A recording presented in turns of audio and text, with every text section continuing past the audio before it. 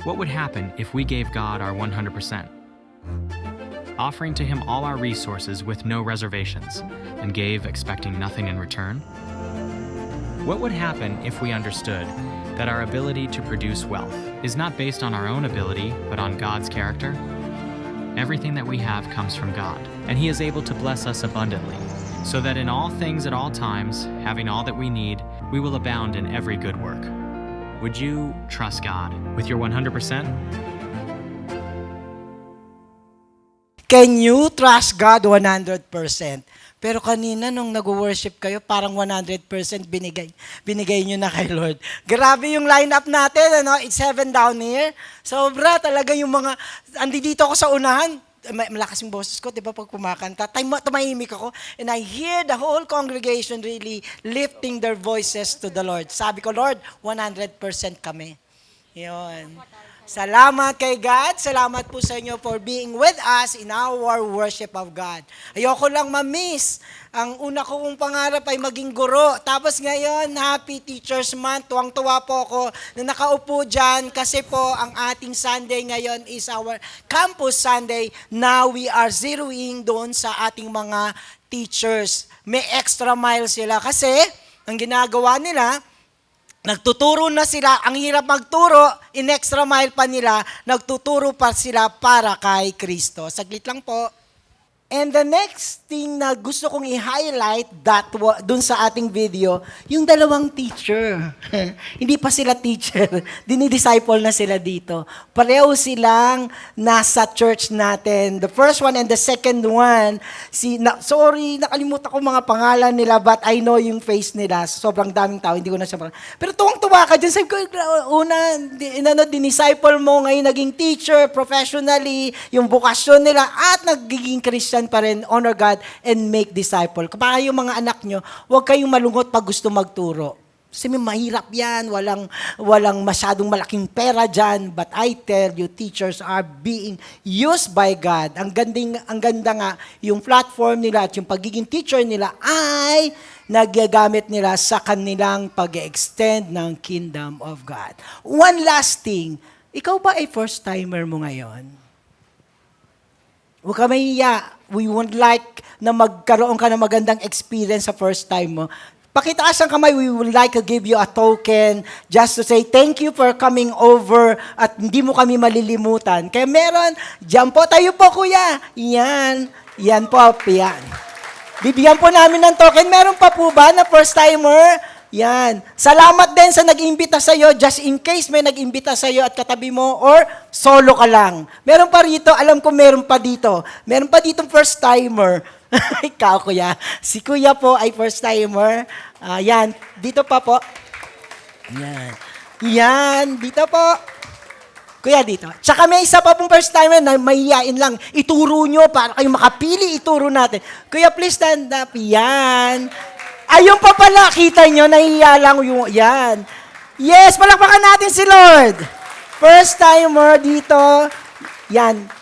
May the token, maalala nyo yung, umattend ako doon, kaya next week, di ka na first timer, baka bibigyan kita naman ibang token. Anyway, marami pong salamat. You freshen up even further for this Sunday afternoon. Okay?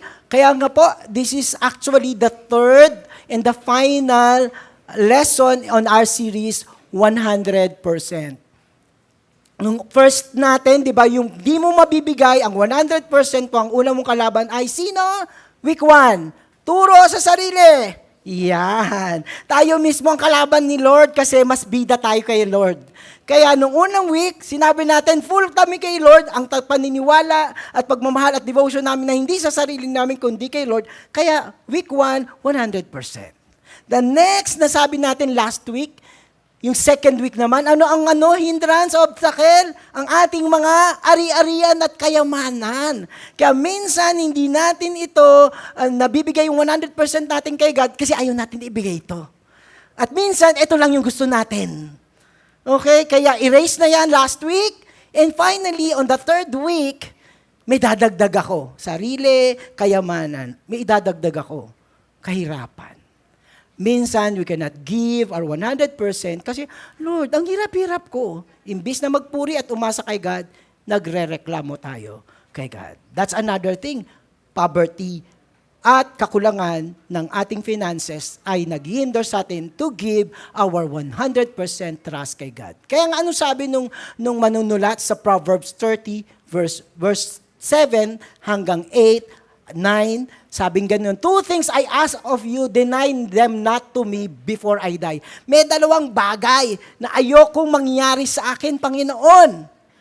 Yung isang bagay, lies. Yung ikalawang bagay, give me neither poverty nor riches. Huwag mo ako masyadong bigyan ng kayamanan o ng kahirapan kasi sabi niya, feed me with the food that is needed for me, lest I be full and deny you and say, who is the Lord? Pag yumaman ka, minsan pag marami ka, ikaw na ang Diyos. So hindi mo nakikita ang Panginoon. So dahil sa kayamanan. Pero ito yung sinasabi ko kanina. Or less be poor. Kung mahirap ako, magnanakaw ako, and I profane the name of my God. Minsan lang hindi lang gagawa ng hindi mabuti dahil nahihirapan ka. Minsan, dahil hirap na hirap ka, imbis na magpuri, nagkokondema, or ikaw ay nagre-reklamo kay God. For our final week, pag-aaralan po natin ngayon ang bagay na ito sa 2 Corinthians 9, 6 to 13. Let me invite everyone, 15, let me invite everyone to please rise and get your Bible and we will, in a community, read our text. It is on page 563. Amen po ba sa inyong mga pages? Sige po, 563. Pag nag-amen na yung dulo doon, ibig sabihin nun, ready na tayo. Amen po ba kayo dyan? Sasagot sila doon. Amen po ba kayo dyan? Oh, let's read. 1, 2, 3. Verse 6. Go!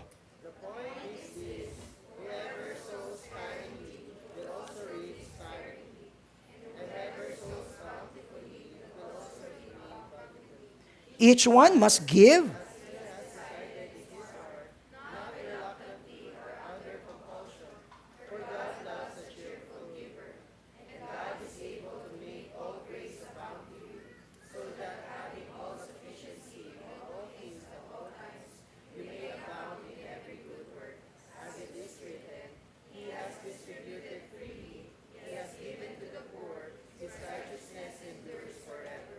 He who supplies seeds to the sower and bread for food,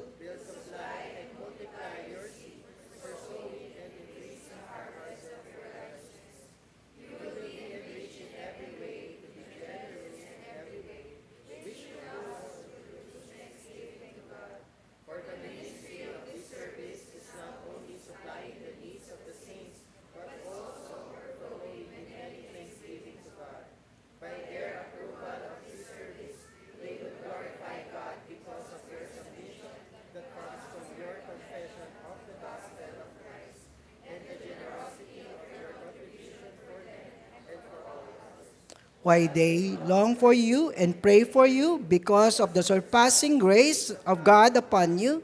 Thanks be to God for His inexpressible gift. Father, we thank you. Once again, kayamanan ang buksan ng iyong Biblia, kayamanan ng basahin ng iyong Biblia, mas kayamanan ang panampalatayanan at tuparin ang mga nakasulat dito. Ibigay mo ang kayamanan iyan sa hapong ito sa aming lahat, sa pangalan ni Jesus. Amen and amen. You can be seated.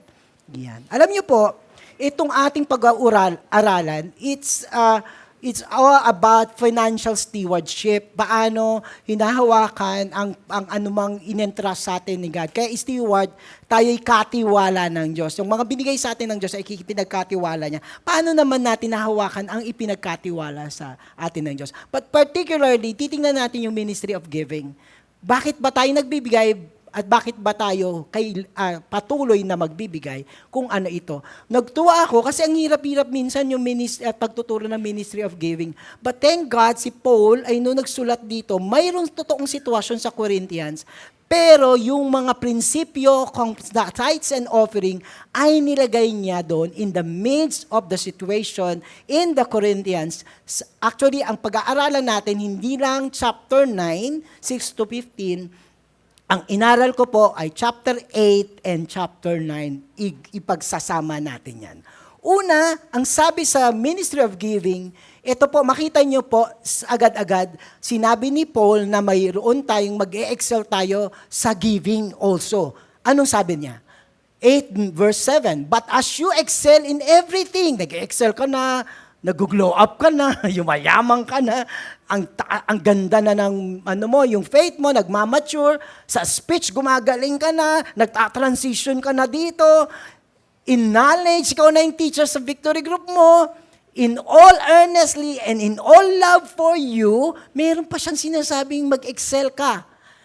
See that you also excel in this act of grace also. Ano yung act of grace also? Pag tinignan natin sa kasama niyang verse, sa 4, sabi niya ganon, taking part in the relief of the saint. Yung mag-excel ka, dun sa nakikibahagi ka sa pagtulong at paglilingkod sa ibang mga kapatiran.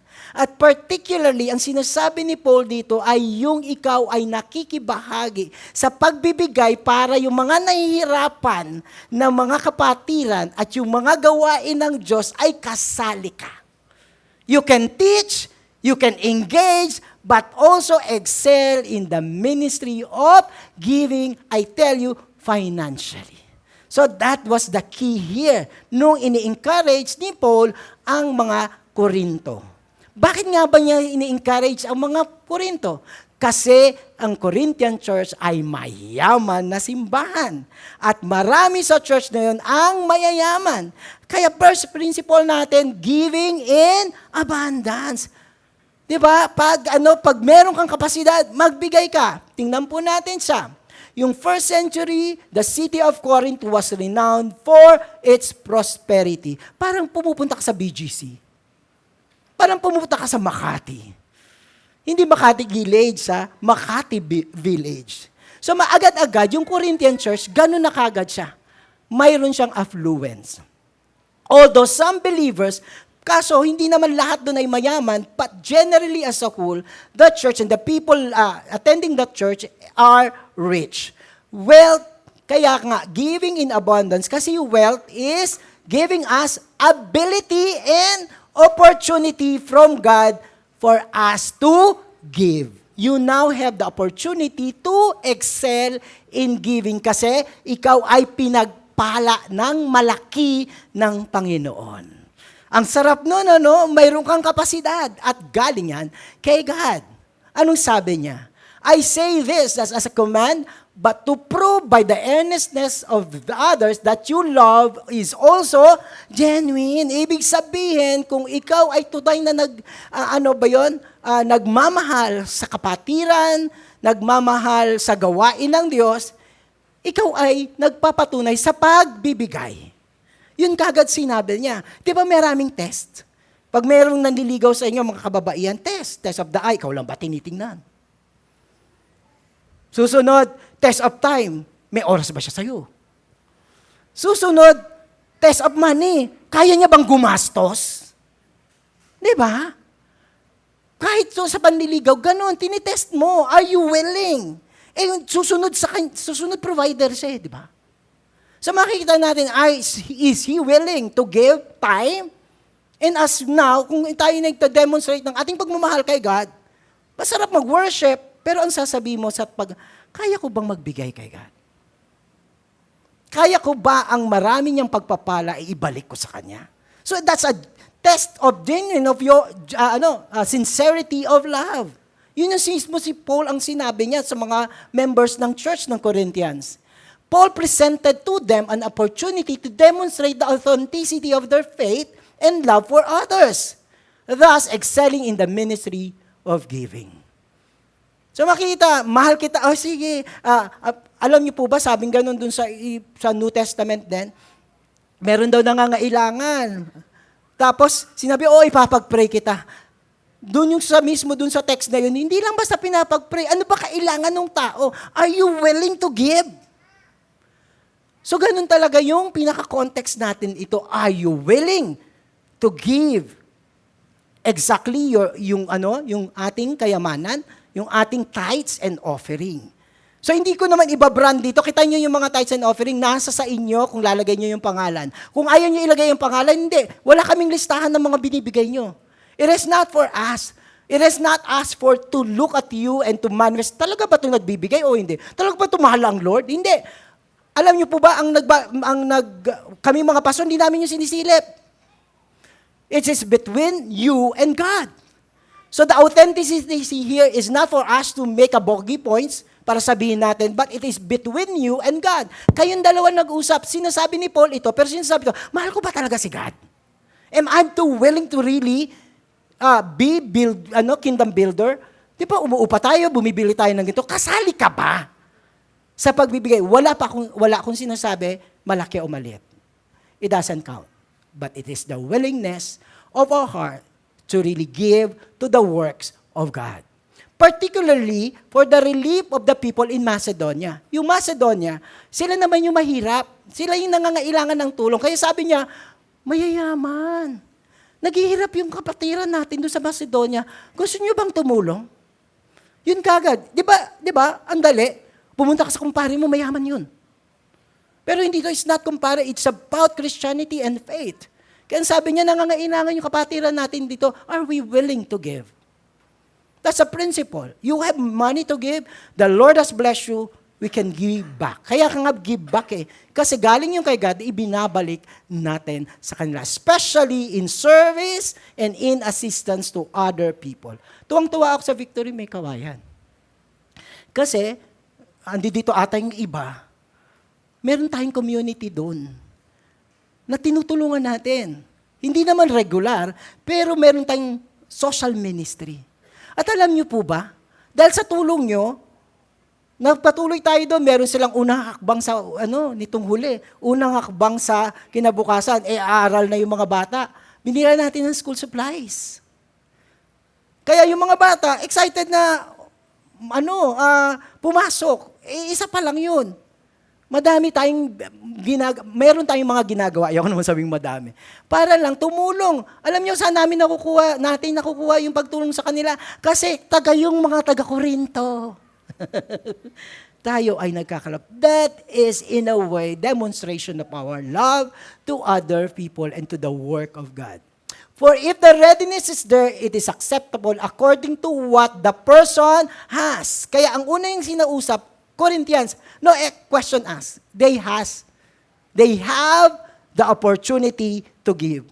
Kasi sila yung mga person na meron. Unfortunately, yung meron yung paminsan ang kuripot. Yung ayaw bumagbitaw.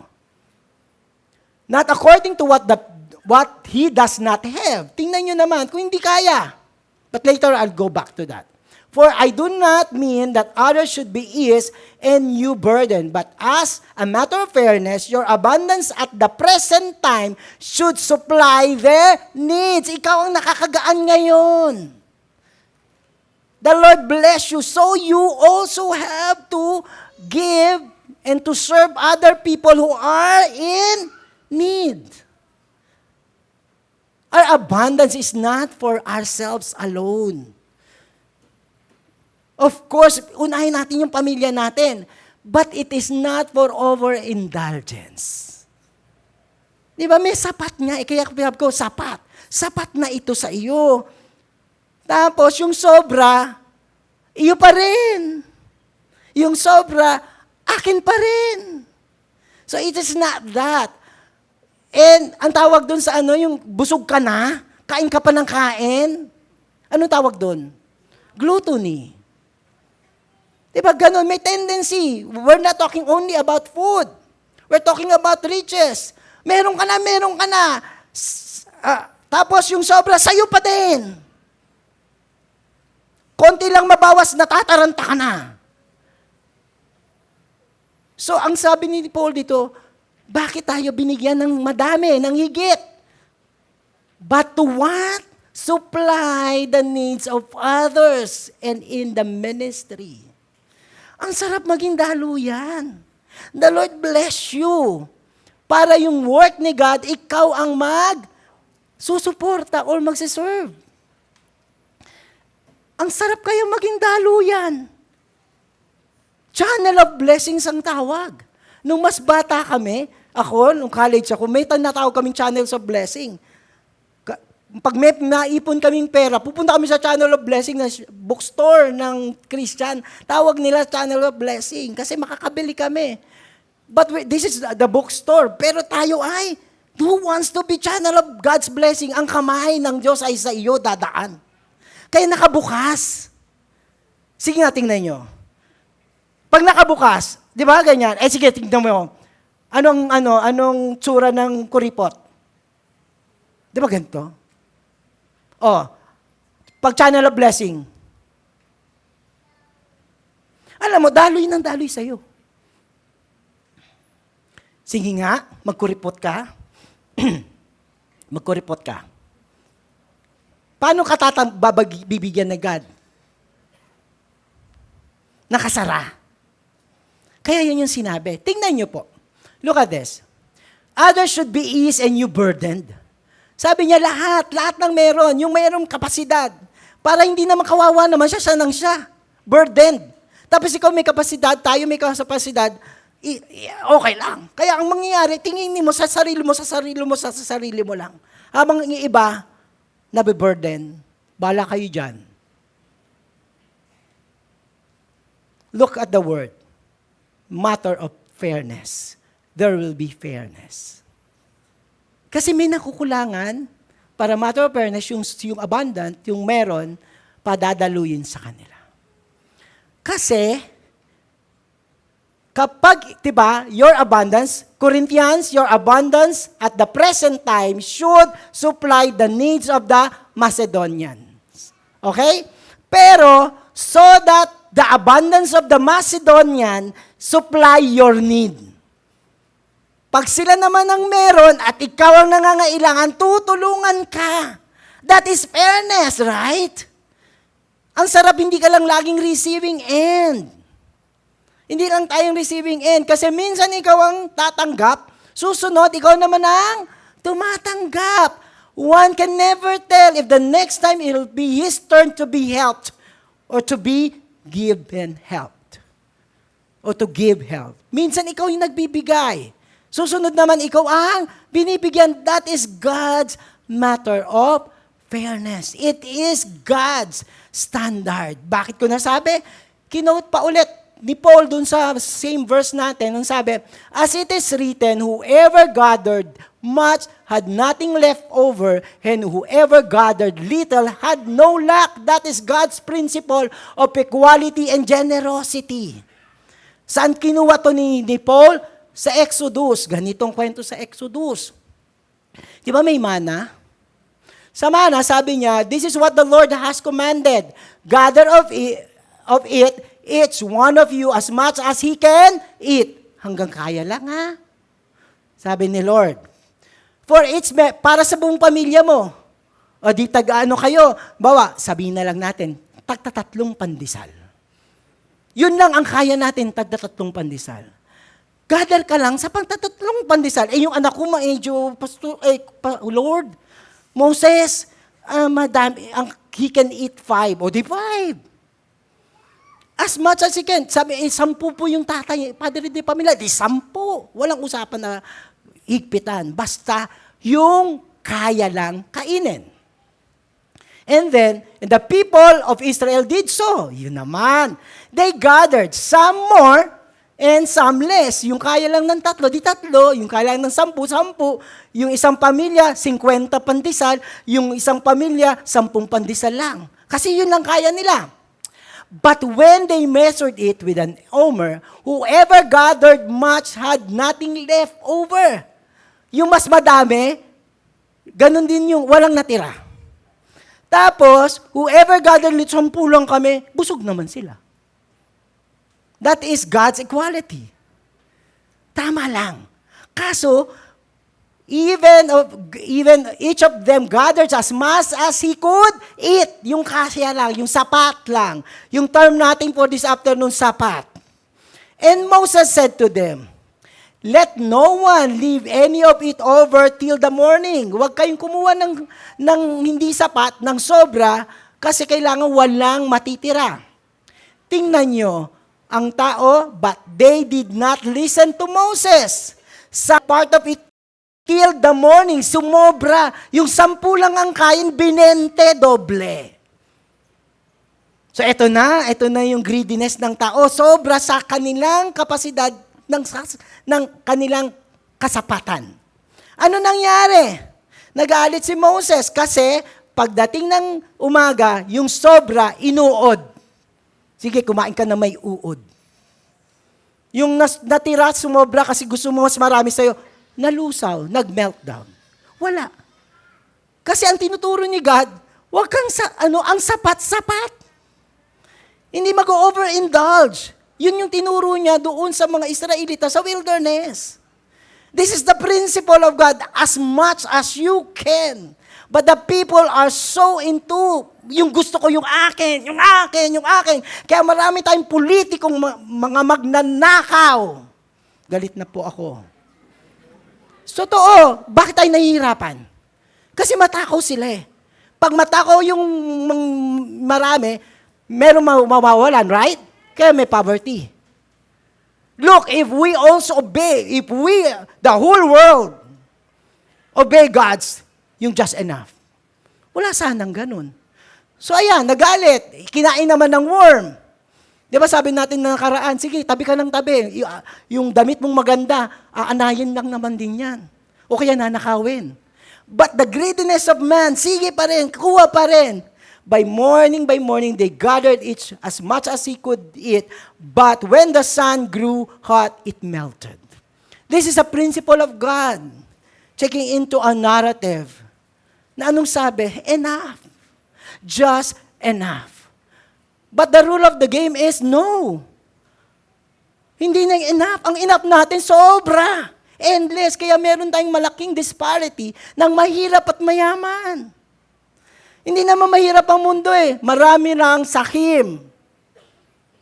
Look at the distribution of the wealth in the world. 20 percentage of 20 na nakukuha nila, more than half of the riches of the world. Paano yung 80? Sila yung poor.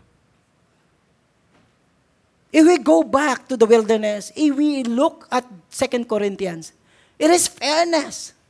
Kaso mahirap ng mag-world peace ngayon, di ba? Ang hirap na. Na sana mabalanse. Ako, sa akin lang to. Hirap na hirap. Pero Kristiyano tayo. In our small space. In our capacity to also extend the help. To let go of some of our more than enough. Let us give. And erase this whole gap further closer. Meron tayong opportunity ng tao ay pwede nating pagpalain yung kulang. At may gawain ng Diyos na tayo ang magsasapat upang higit na marami ang mapaglilingkuran. And God said, to make all grace abounds to you, so that all sufficiency in all things at all times you may abound in every good work. Giving and being generous as expression of God's righteousness. Kausap ko kayo mga Kristiyano, naniniwala kay God, nakikita natin si God ang source ng atin pagpapala. When we give, when we support, we express God's righteousness. Na meron ka na bang taong binless? Umiyak siya. Buhay pa pala ang Panginoon. You'll never know. With our kindness and generosity speaks joy, speaks hope, even speak life. May tuwang-tuwa nga ako, napashare talaga ako yung Be Kind. Yung isang announcer, broadcaster siya, on live. Nagsasalita siya, tapos sumingit may Down syndrome. Nakita niya may camera, minsan, ayos-ayos siya. Di ba magagalit ka nun? Sa ethics, wala, hindi. Anong ginawa niya? Kinausap niya, in-interview niya, tuwang-tuwa. Nakita mo yung expression ng bata na binigyan siya ng Kapiraso lang yun. Ano ngayon kung ano tawag dun sa inaaway sa mabash. Mabash ako na meron. Pero iba yung binigay mo dun sa bata. Tapos it's a collection of people giving the smallest, sincerest kindness to person, but it gives life to the Down syndrome o yung mga special. Yung isa, yung tatay niya, nilagay siya dito sa sa balikat niya, dumating yung basketball player. Dumaan, sigaw tapos tinignan niya, hinubad niya yung jersey niya, libre pa yung jersey, di ba? Anong mawawala sa kanya doon? Sinuot, nakita mo yung mukha ng bata. Jersey yun. Hindi natin alam kung gaano ang ibibigay na buhay na God's righteousness and essence of God sa smallest deed done in our heart. May marami pang ang pagkakataon, Pastor, alam mo po, salamat po. Nalimutan mo na. Pero sa impact sa buhay nila. Kasi naging generous ka, nagbigay ka ng time, nagbigay ka ng anumang ayuda na binigay mo sincerely, hindi mo nga pinablish. Pero sa puso ng taong buhay ang Diyos. That is, in every good work, as it is written, He has distributed freely, He has given to the poor, for His righteousness endures forever. Let us be channel of God's righteousness to the people around us. Hindi lang financially, but the topic is finances here. Time, prayer, hindi mo sinisinzone. Minsan, bubuksan lang yung message. Hindi pa natin bubuksan. Pero pag TikTok, we give time. Pero the person who needs your attention, our attention, nakakalimutan.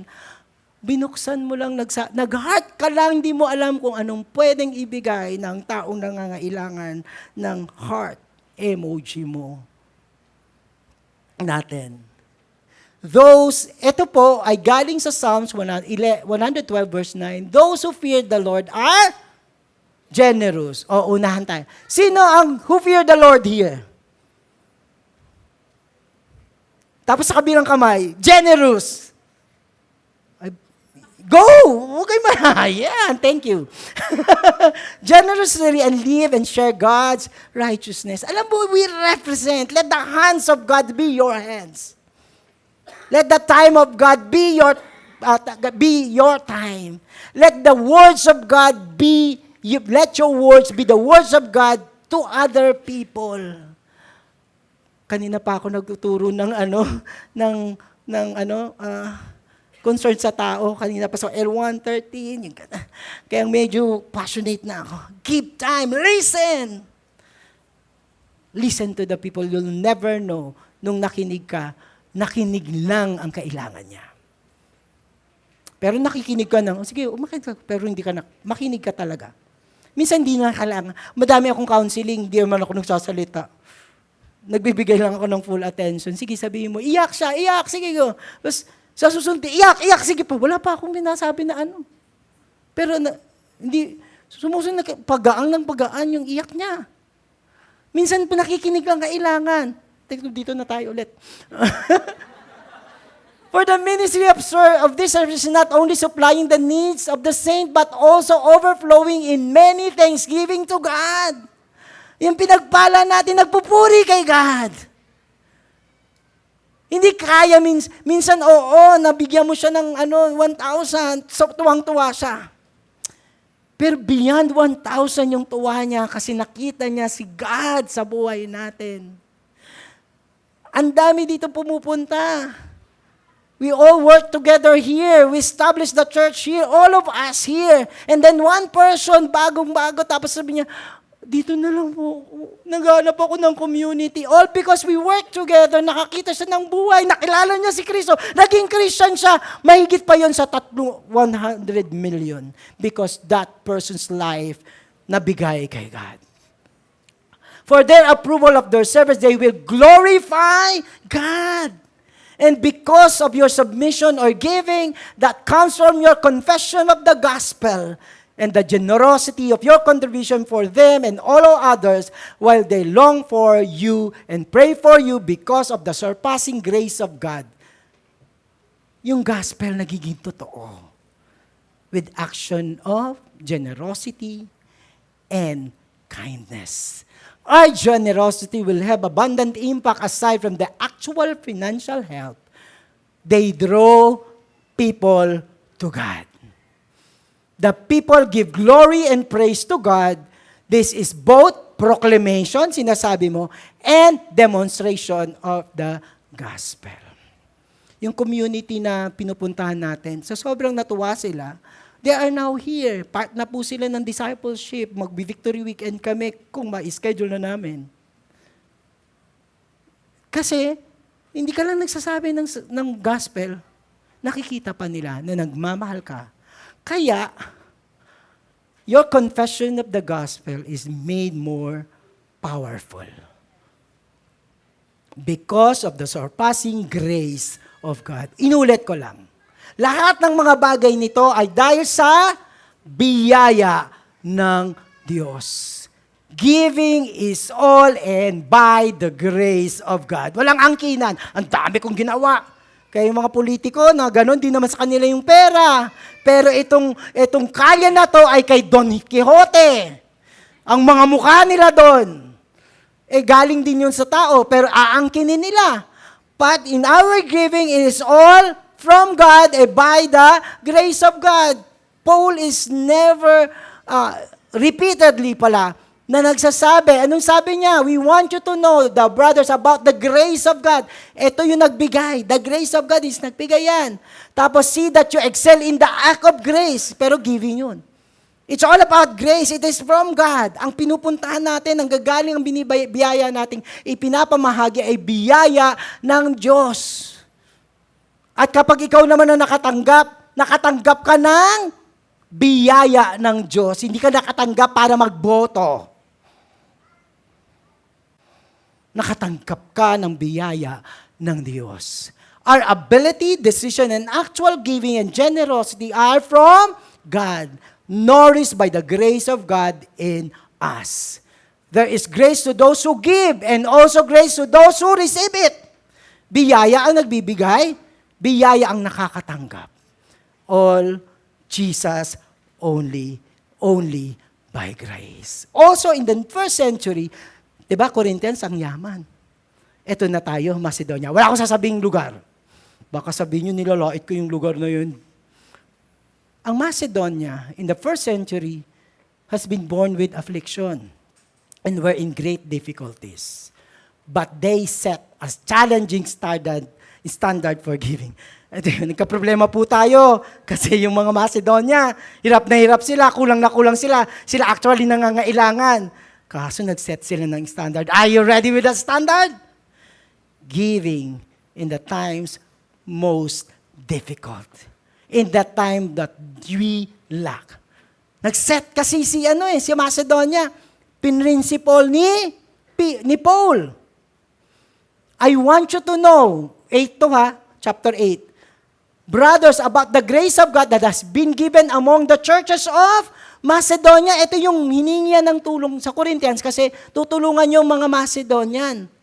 Kasi nung time na sila ang naghihirap, anong sabi ng Macedonia? For in the severe test of affliction, their abundance of joy, severe test. Medyo parang COVID, wala lahat. O kaya Karina, hirap na hirap. Pero sa kanila, it turned to be an abundance of joy.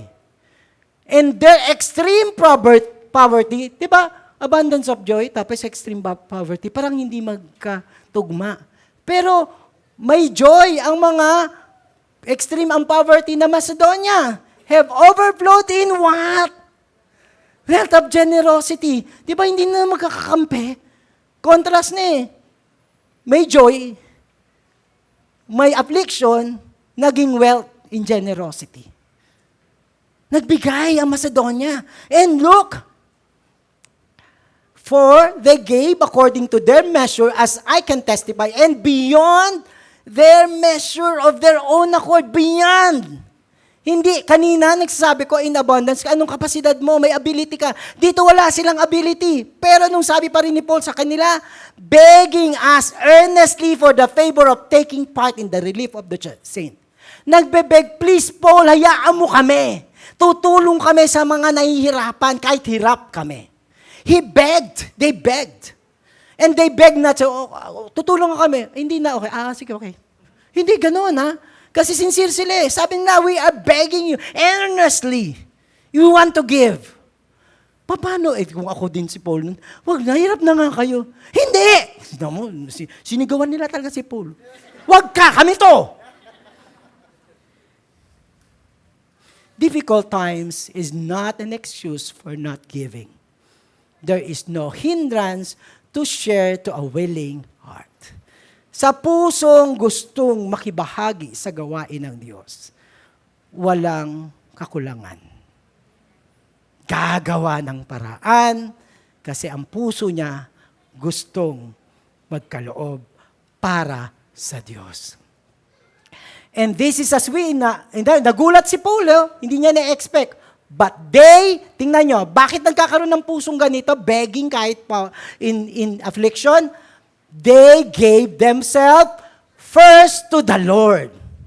Pag binigay mo kay God ang mga imposibleng bagay, ang hindi mo kayang bitawan, kasi binigay mo na ang 100% natin kay God, we are, in a way, have that kind of heart to also share in spite of poverty or affliction.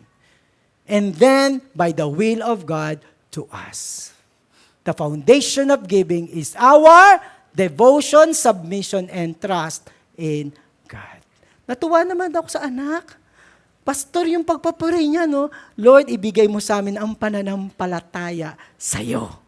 Kasi the Macedonian, they trust God. Wala ako ngayon, ibibigay ko to kahit wala, pero naniniwala ako, ibibigay ko to kasi mahal ko si God, devotion, at sumusunod ako kay God, submission, kasi nananampalataya ako kay God na ako ay kanyang hindi pagkukulangin. It is God's promise, for each one must give as he decided in his heart. Not reluctantly or under compulsion, but for God loves a cheerful giver because we give with the joy and we decide in our heart. Walang hold-upan dito, by the way. Tingnan nyo, di ba hindi naka-hold up dito, tithes and offering time na ha? O yung mga usher na dyan hindi tinitingnan, hindi nagbibigay yun, hindi nagbibigay.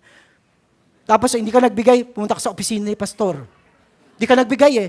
Walang record dito, I would say. Walang record kung nagbigay kayo o hindi. Kung malaki o maliit. Walang record because we decided in the heart, we believe in the church that it is your decision, it is your love to God, it is your devotion to God, and it is your condition na alam ng Diyos kung ano man ang kondisyon nyo.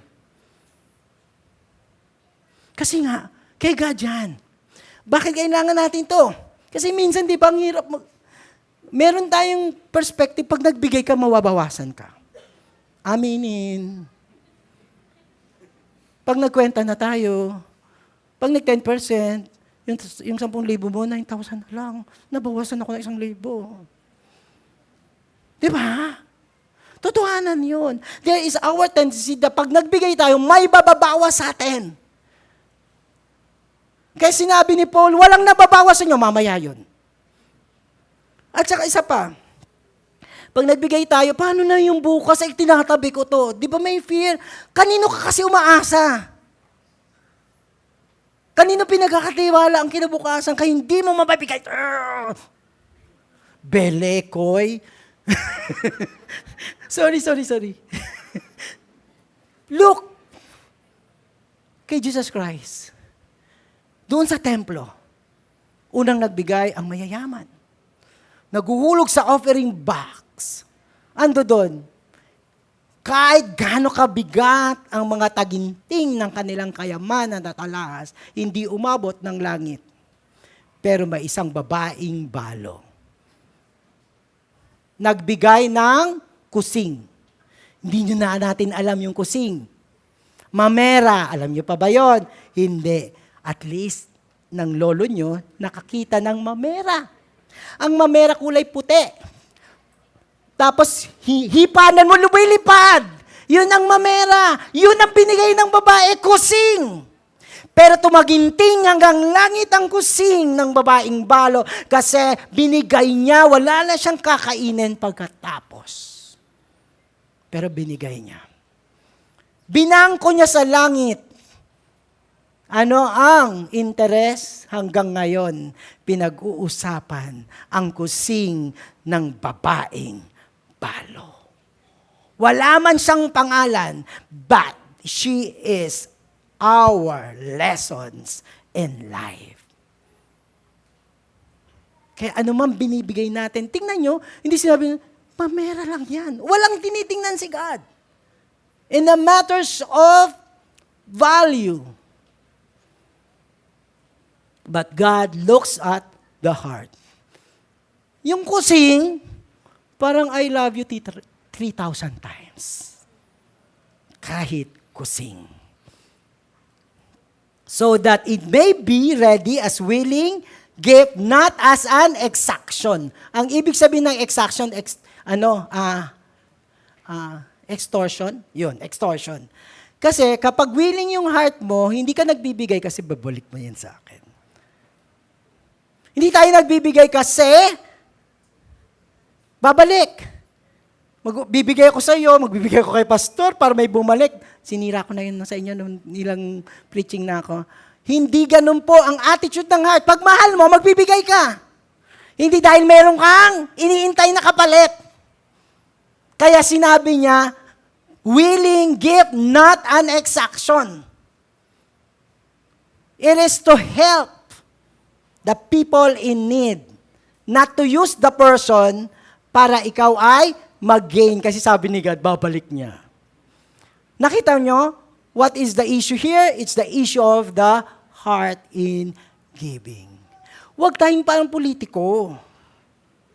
Magbibigay ako sa inyo kasi kailangan ko ng boto.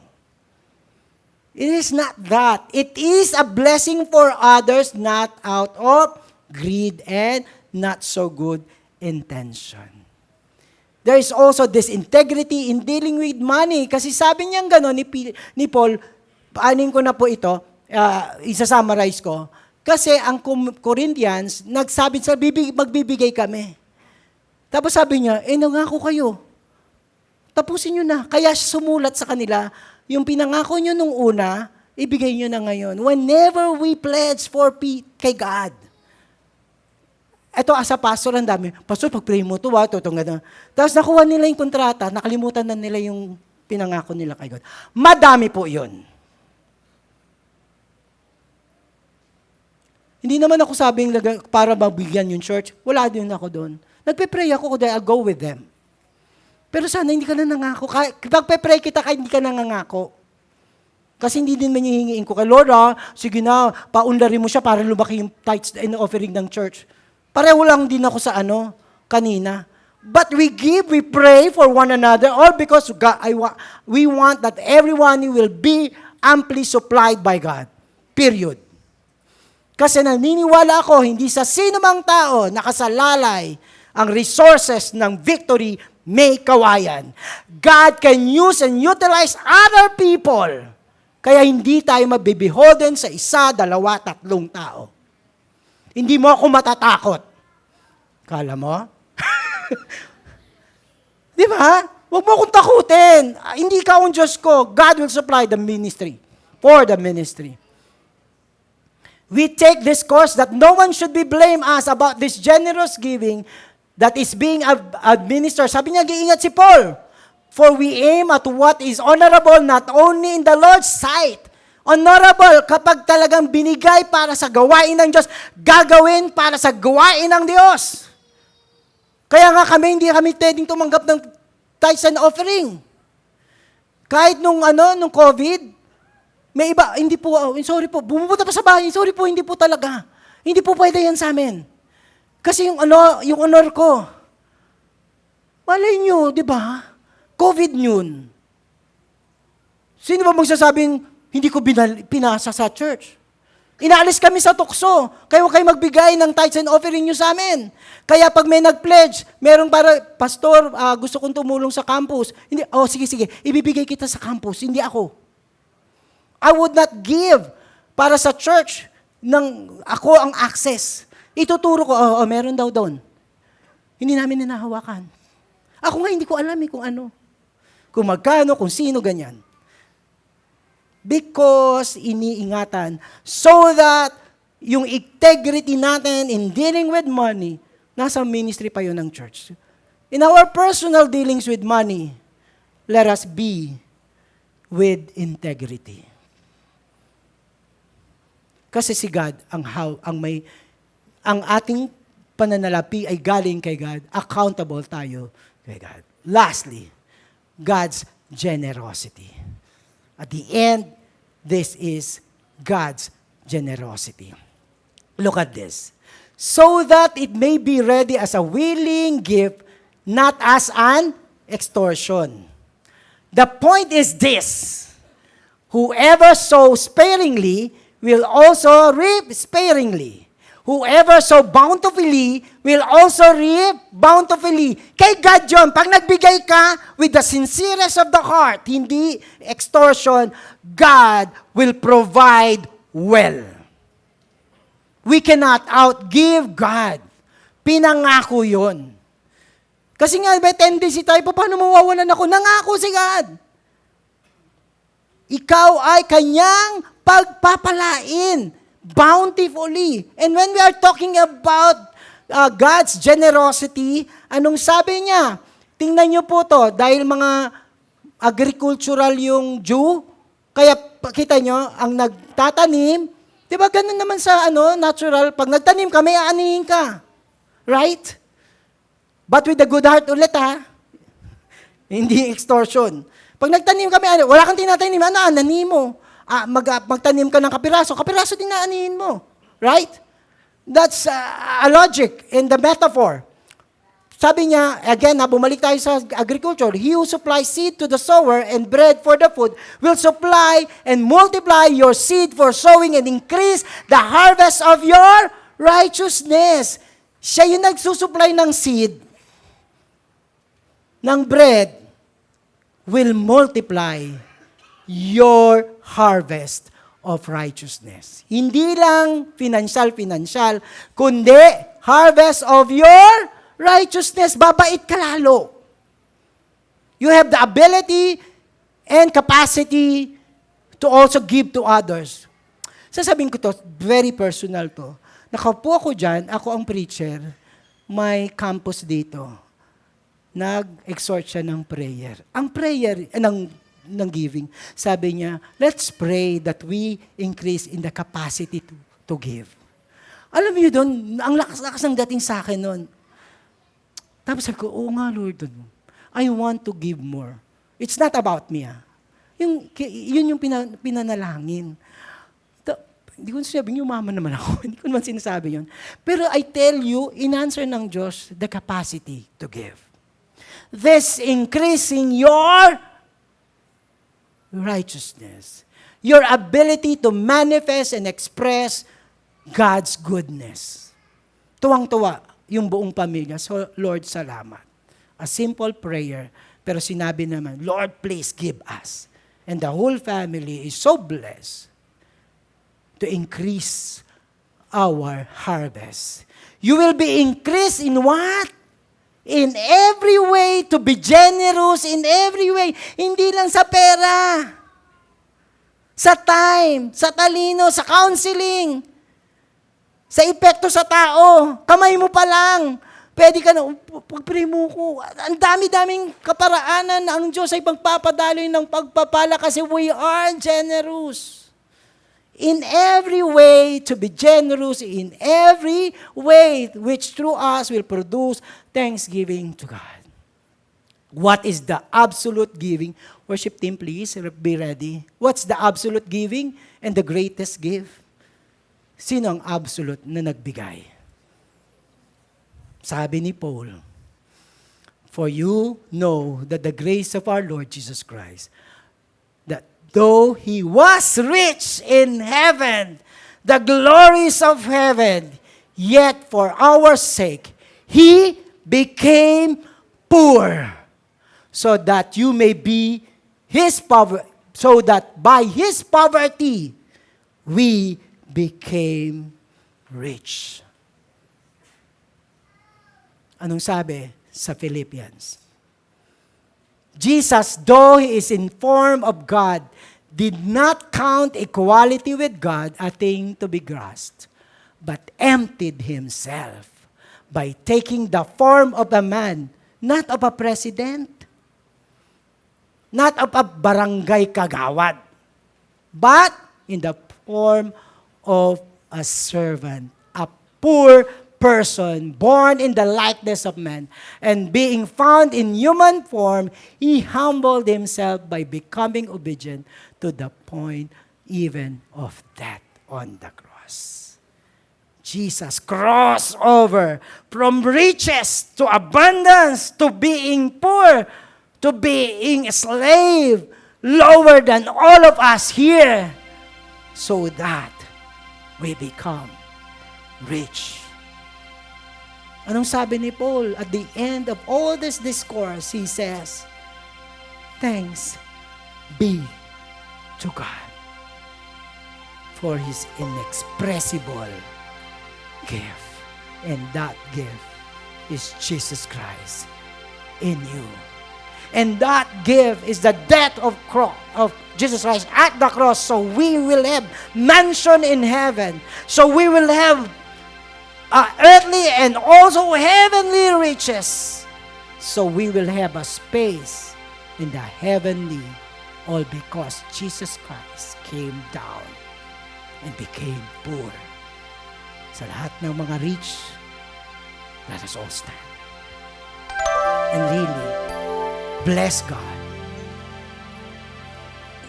In case may isang bagay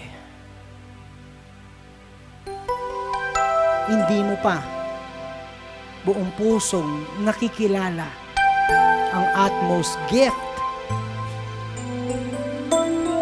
At sa puso mo, yung pinakamakayamanan ng buhay at kaluluwa ay hindi mo pa natatagpuan. Salamat sa Diyos, andito ka. At sa mga oras na ito, sabi ng Diyos, ako ang iyong tanging kayamanan, ako ang iyong kasapatan. Gusto mo bang tanggapin ang tanging kayamanan? Habang nakayupo ang lahat.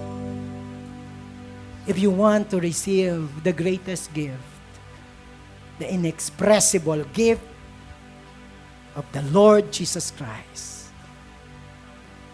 bahagya mong itaas yung kamay mo so I can see you habang nakayupo silang lahat.